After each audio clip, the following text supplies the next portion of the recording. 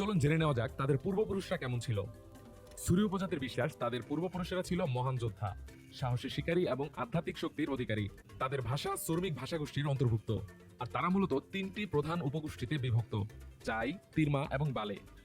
প্রতিটি পরিবারের মধ্যে বংশানুক্রমে চলে আসছে শক্তি, প্রতিযোগিতা ও সংস্কৃতির চর্চা।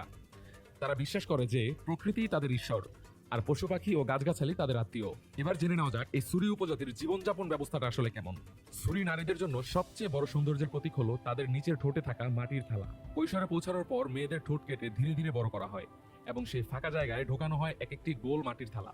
এই থালার আকার যত বড়, সেই মেয়েটির তত বেশি আকর্ষণীয় ও মর্যাদাবান বলে ধরা হয়। এমনকি বিয়ের সময় এই থালার আকার অনুযায়ী বরপক্ষকে দিতে হয় গরু, যা সেখানে সম্পদের একমাত্র পরিমাপক।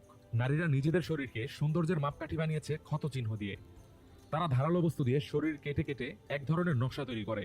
এই দাগগুলো দেখতে গা ছমছমে হলেও এটি তাদের কাছে সৌন্দর্য, সাহস আর আত্মবিশ্বাসের পরিচায়ক।